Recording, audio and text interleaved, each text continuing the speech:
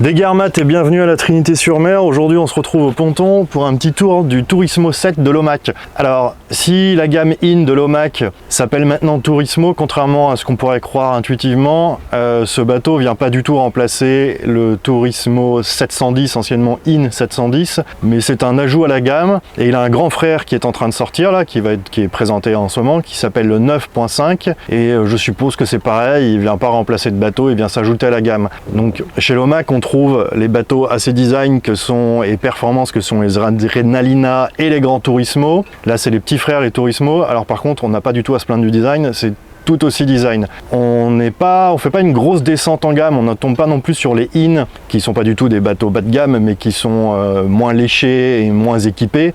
Là par rapport à un Grand Turismo ou un Adrenalina, on va avoir un équipement de départ assez inférieur. Il y a beaucoup de choses que vous allez pouvoir avoir en option, mais c'est pas comme les grands frères où de toute façon, si on prend par exemple l'Adrenalina 7, qui sera de la même taille chez l'Omac, de toute façon le frigo, de toute façon le bimini.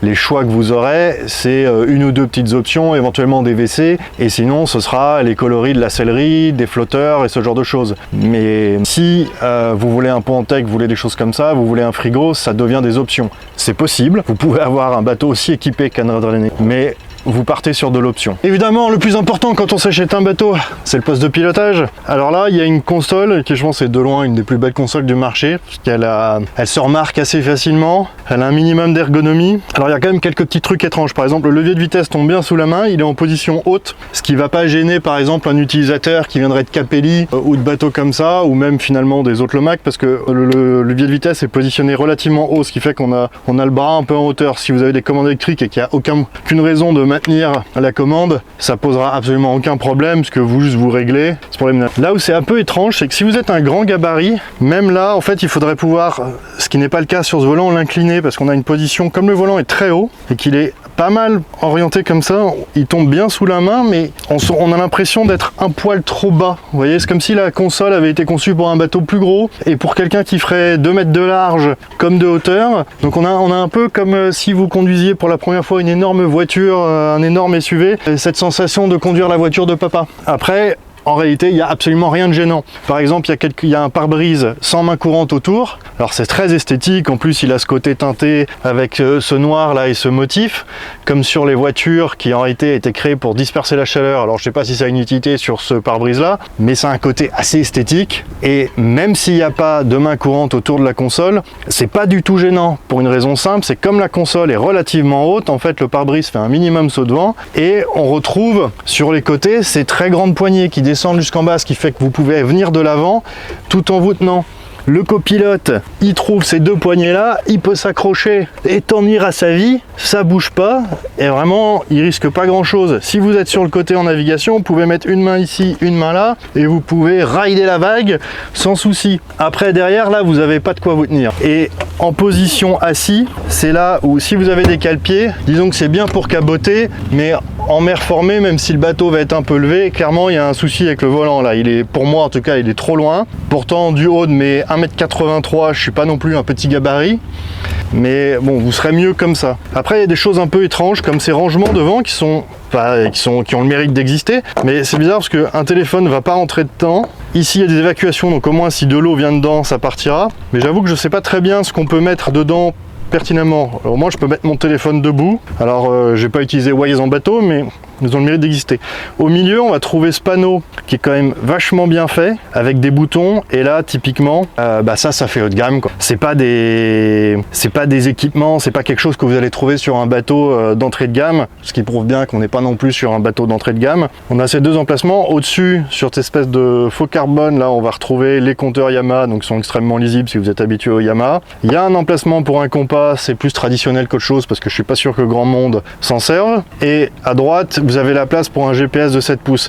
Si vous avez l'intention d'avoir un écran plus grand, 10 pouces ça passe. D'ailleurs il doit plutôt faire 8 ou 9 pouces celui-ci, mais au-delà il faudra avoir un GPS monté sur un bras parce que ça rentrera tout simplement pas. Donc vous pourrez le visser ici ou le visser ici, mais de toute façon vous pourrez pas avoir un GPS encastré plus grand que celui-ci. Il n'y a clairement pas la place de mettre plus grand. Donc Un peu surprenant la surprenante la position de conduite, parce que assis, clairement, on a l'impression, vraiment, j'ai l'impression d'être le petit garçon qui barre pour la première fois le bateau du grand-père. Mais au-delà de ça, je trouve que cette console a quand même une gueule d'enfer. Si je devais y apporter une modification instantanée, ce serait de mettre des cale-pieds devant. Parce que vous allez plutôt pousser sur vos jambes pour vous maintenir qu'avoir les jambes pliées ici. On n'est pas sur un bateau suffisamment gros pour pouvoir juste se caler. Surtout que se caler, sans dossier, c'est un peu compliqué. Vous ne pouvez pas juste mettre votre dos et attendre. Mais donc, le pare-brise protège, c'est bien, pas de main courante, mais absolument pas gênant, et il y a vraiment de quoi se tenir. Les passagers, ils auront les jolies sangles en cuir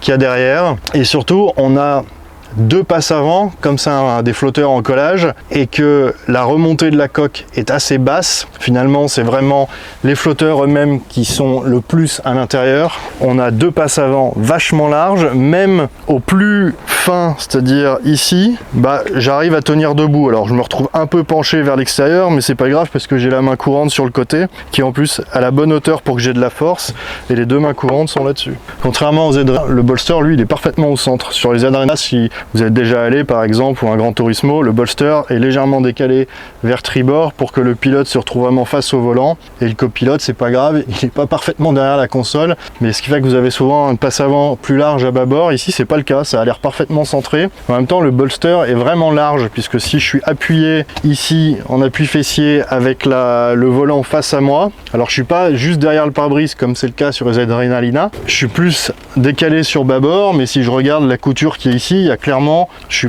parfaitement sur bâbord, et quelqu'un peut s'asseoir confortablement sur ma droite. Il est bien, miam miam. Puisqu'on est là et qu'on parle de pilotage, alors j'ai pas essayé le bateau, faudra me pardonner, j'ai eu l'occasion d'essayer d'être sur à bord de celui-ci ou d'un Medline 9 avec 2x300 chevaux, j'ai choisi la vitesse. Mais le bateau, je l'ai juste vu naviguer. Il navigue vachement bien, puisqu'en tout cas il suivait quand on était en flotte, la flotte sans problème. Apparemment il a atteint 48 nœuds avec le 225 chevaux, qui n'est pas sa puissance maximale. Le maximum ce sera 250, ce qui veut dire qu'il peut quand même être bien sportif avec 250. Et là donc 48 nœuds atteints, ce qui veut dire que vous avez une vitesse de croisière rapide de 30 nœuds, 4000 tours minute, ce qui est absolument pas négligeable. Comme le bateau fait 6,94 m, 7,49 avec les plateformes amovibles, avec ce V6 225 ou un V6 Honda, même jusqu'à 250 chevaux, ou un V6 chez Mercury, vous échapperez à la taxe. Alors pour les sportifs, je suis navré Kevin Root soit plus là avec le 250 HO, vous pouvez échapper à la taxe et avoir un bateau assez performant en plus d'esthétique. À la bord, on a quand même l'impression d'être plutôt sur un bateau un peu plus grand. Si on nommait la largeur, qui n'est qu'une largeur encore homologuée pour la route, qui rentre donc dans du 2,55. Derrière, vous avez une configuration assez classique pour un bateau italien, c'est-à-dire que vous avez une configuration en U, en L comme vous voulez. L'inconvénient de ces configurations, c'est que quand vous avez plusieurs personnes avec des jambes, vous pouvez pas avoir quelqu'un d'assis là et quelqu'un d'assis là en même temps. Après, quand vous êtes sur le côté, vous allez plutôt vous mettre comme ça, surtout en navigation, et au moment de déjeuner, tant pis, vous vous mettrez un peu plus au bord. Mais c'est classique, les gens aiment, c'est plutôt ce qu'on retrouve de plus en plus. C'est plutôt un inconvénient en navigation, mais en soi, pour ce genre de bateau, avec un esprit plutôt à la journée, c'est absolument pas gênant. Ce qui est assez amusant, c'est qu'ici on trouve des poignées. Donc si vous êtes assis là, vous pouvez vous tenir, vous bougerez pas. Vous finirez par vous lever parce que vous avez envie de sauver votre dos, mais jusqu'à un certain niveau de mer, en tout cas, vous pourrez vous tenir ici et vous bougerez pas. C'est surprenant à voir, mais bon, ça a le mérite d'exister, vous pourrez vous en servir. Derrière, on retrouve un énorme coffre qui fait vraiment toute la largeur du bateau et qui est assez logeable. Alors comme c'est l'arrière, que c'est plutôt là que va arriver l'eau, évidemment c'est plutôt un coffre technique dans lequel vous allez plutôt mettre vos gilets, des choses comme ça, ou à la limite le sac de pique-nique, mais c'est pas le coffre dans lequel vous allez mettre votre précieux petit sac à main pour qu'il reste au sec. Sur les côtés, on va trouver 2 coffres. Alors ça va être moins léché, c'est surprenant parce qu'on s'attendrait à des ouvertures sur le dessus, mais non, les ouvertures sont sur le côté, alors ça donne un accès un petit peu moins pratique, mais il n'empêche qu'ils ont quand même le mérite d'exister et qu'ils sont assez vastes. Ça fait pas une très grande ouverture, mais ce qui fait que par exemple vous n'allez pas pouvoir mettre des pare-battages dedans. Sur les derrière, vous allez avoir 2 très grandes plateformes de bain. Mais comme il y a déjà 2 gros plats, en fait finalement, même si vous les prenez pas, parce qu'à tous les coups, je suis sûr que ça va être des options, c'est pas dramatique, vous aurez quand même un accès à l'eau assez aisé, surtout que c'est de toute façon un monomoteur, donc ça prendra pas plus de place que sur ce bateau par exemple.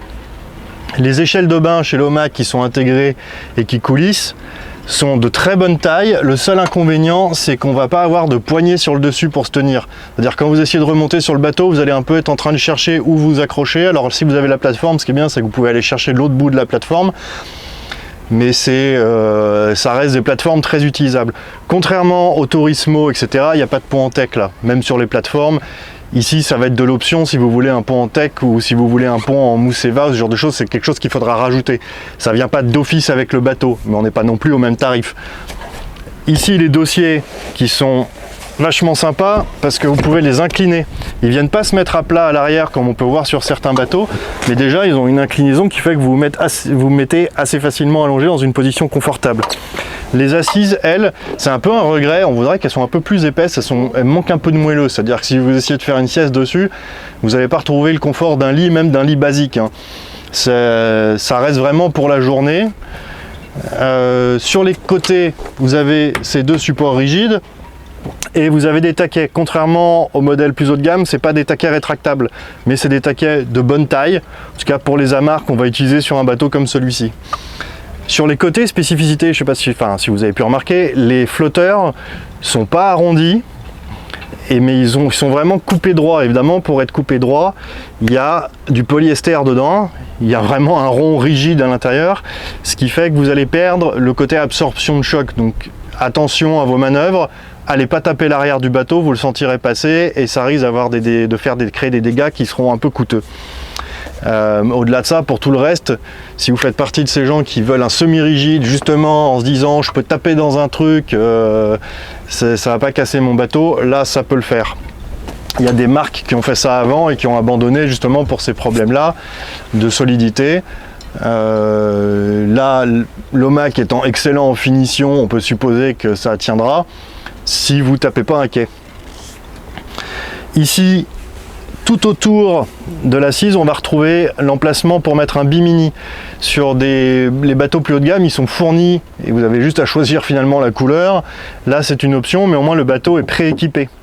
Ce qui est un petit peu dommage, c'est qu'on ne trouve pas de petits rangements derrière, ce qui est quand même quelque chose qui se répand énormément aujourd'hui sur les bateaux comme ça qui sont, on va dire, en contre-moulé, tout équipés et dont l'équipement ne se choisit pas, on va dire, enfin la configuration ne se choisit pas. Alors c'est une façon de faire des petites économies parce que le reste du temps, le bateau est très léché.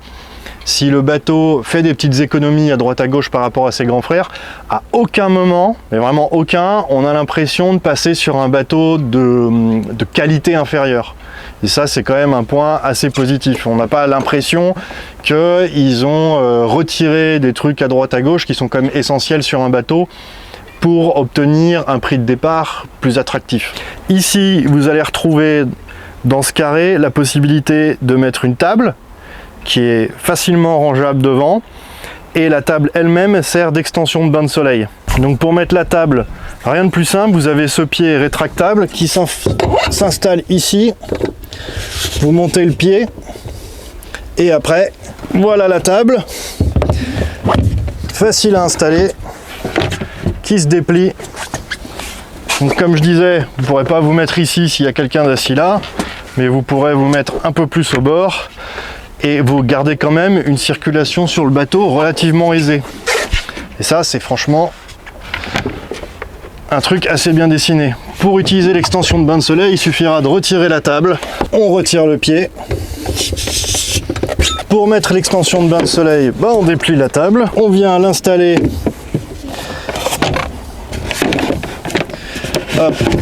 ici.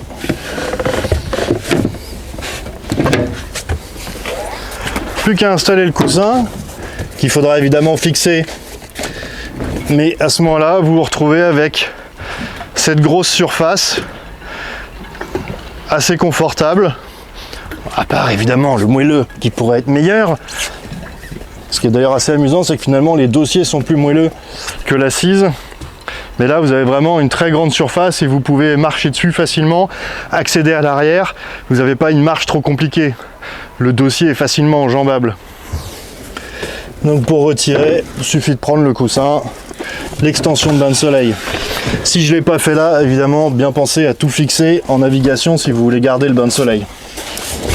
Voilà, et pour après, pour ranger ça, il suffit d'aller le mettre dans le coffre devant, où ça trouvera très facilement sa place. Si on passe devant, où là, j'ai la table et le bain de soleil, hop, on a ici un très grand coffre qui s'ouvre très facilement. Il faudra juste déclipser les coussins, ce que j'ai évidemment déjà fait. Donc comme on peut voir, on a un seul vérin, mais ça remonte très haut. C'est pas un problème. Pour ranger la table, rien de plus facile. Elle a presque son emplacement dédié. Ça rentre pile poil, elle est maintenue. Le coussin, bon, on le rentre comme ça. Faut quand même noter que le coffre a le mérite d'être très profond et que en bas il y a même une évacuation. Devant, on a une trappe qui va permettre d'accéder à la baille à mouillage. Ici, ce coffre, il est immense et c'est un avantage non négligeable parce que ça veut dire que vous pouvez facilement mettre beaucoup de sacs, qu'il n'y aura pas besoin d'ouvrir la console ou de choses comme ça. Et que, en remplissant ce coffre, finalement, vous mettez de la masse devant, ce qui, en navigation, est plutôt un avantage. Là, pour refermer, il suffit de repousser. Il y a un verrou ici. Après, les coussins, pas oublier de les arrimer avant de partir en navigation. Devant, on a un petit coussin, la baille à mouillage. Alors, il y a un guindeau électrique, mais le guindeau électrique va se contrôler uniquement depuis la console. Donc, si vous voulez vérifier que votre encre est bien mise, il faudra y aller vous-même ou demander à quelqu'un d'aller devant regarder comment l'encre se met. Vous avez un petit coussin ici, ce qui fait que vous pourrez appuyer votre tête devant sans aller taper sur le davier. Enfin, sur le davier, sur la plateforme. Devant, on a cette plateforme assez petite finalement pour un bateau italien, mais qui offre une vraie marche pour descendre et monter du bateau. Et on a deux taquets sur les côtés, donc parfaitement placés, puisque suffisamment en hauteur, vos amarres ne vont pas traîner sur les bateaux. Et vous pouvez facilement vous amarrer. Comme à l'arrière, ils ne sont pas escamotables comme sur les bateaux des gammes supérieures de l'Omac, mais ils ont l'avantage de faire la bonne taille et d'être placés au bon endroit. Ici, on va retrouver l'accès au réservoir d'eau pour remplir votre petite douchette. Sous la console, et c'est un peu surprenant d'ailleurs, parce que quand on voit un design comme ça de console sur un bateau italien, en fait, on s'attendrait presque à ce que ça s'ouvre devant et avoir des WC, parce qu'elle est quand même assez massive. Mais non, vous avez juste ici une trappe qui vous permet d'accéder au coffre, qui a son autre porte sous le volant, côté pilotage. Alors, c'est un grand coffre, qui a quand même deux ouvertures. C'est pas des ouvertures immenses, en fait, on s'attendrait vraiment à ce que l'assise puisse s'ouvrir. C'est un peu une surprise et c'est là où on voit que forcément on n'est pas sur les modèles les plus haut de gamme et qu'il y a quand même un moment où il faut faire des économies, surtout quand on fait un design aussi compliqué, qu'on a une main courante comme ça avec autant de fixation qui donc doit être très solide, mais que y a quand même un moment où il faut faire une économie.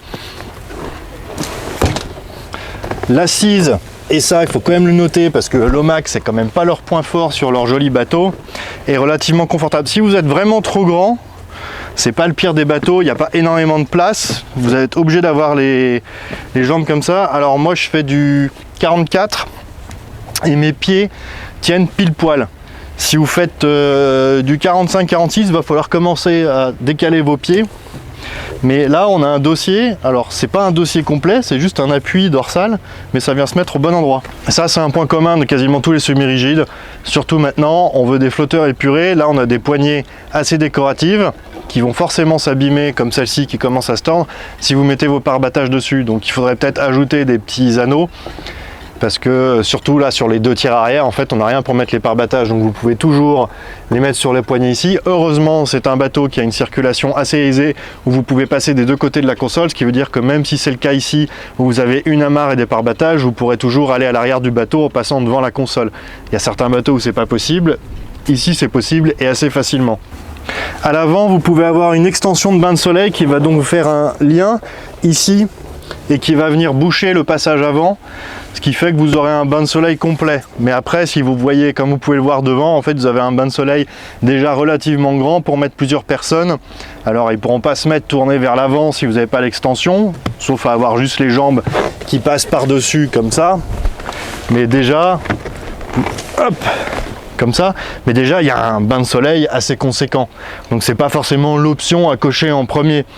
Derrière, en revanche, si vous prenez avec la table et le bain de soleil, là vous avez la possibilité d'avoir un grand bain de soleil derrière. L'avantage du bain de soleil arrière, c'est qu'en aucun cas il condamne votre circulation puisque vous avez toujours la place de passer devant le bolster. Merci d'avoir regardé la vidéo, j'espère que ce tour du Turismo 7 vous a plu. Sachez que le bateau en question auquel j'ai eu accès est disponible chez Riu Nautique. C'est un bateau moi que je vous recommande. Je mettrai juste quelques petits points négatifs. La sellerie qui pourrait être un petit peu plus moelleuse. Si vous commandez le bateau, je vous conseillerais éventuellement de demander à l'OMAC s'ils ne peuvent pas mettre une mousse un peu plus épaisse ou en tout cas une mousse légèrement plus moelleuse. Les plateformes arrière, où ça mériterait vraiment une poignée pour l'avoir vécu encore récemment pour sortir de l'eau, parce que si vous faites ma masse ou un poids similaire, ou même si vous êtes athlétique, c'est bien de pouvoir se hisser. À la piscine, l'échelle elle continue quand vous sortez de l'eau. Le poste de pilotage, c'est surprenant, c'est un peu comme monter dans une voiture où vous mettez du temps à trouver votre position de conduite.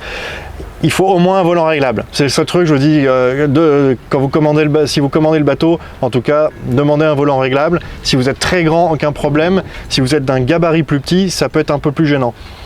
Devant, vachement bien, je vois absolument rien à redire. La console, certes, il n'y a pas de main courante autour du pare-brise, mais on a des vrais poignées, on peut vraiment se tenir. Derrière, on peut pas vraiment, mais c'est pas grave, c'est un bateau farniente, c'est un bateau à la journée. Et si vraiment vous sortez quand il fait mauvais, sortez pas avec toute la smala et avec le chien, c'est pas fait pour ça. Et derrière, enfin, il y a juste une petite surprise à laquelle je m'attendais pas, c'est qu'en fait le pied de table ne sert pas à l'extension de bain de soleil. Sinon, en tout cas, c'est trop haut et pas. Mais comme vous avez pu le voir, on ne retrouve pas un aménagement de coffre qu'on serait habitué à voir sur un bateau haut de gamme.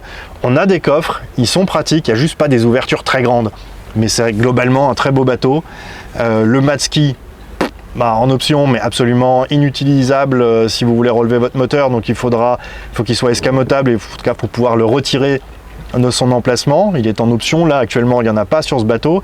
Dommage que l'OMAC n'ait pas fait un arceau au-dessus du moteur, ça aurait été quand même beaucoup plus pratique. Mais voilà, si le bateau vous plaît, ça reste une très belle unité qui n'a strictement rien à envier à la concurrence, presque rien à envier à ses grands frères. On gagne même une ergonomie, je trouve, largement supérieure à celle des Adrenalina et des Gran Turismo, dans un package assez réussi. Voilà. Merci encore d'avoir regardé. Kenavo.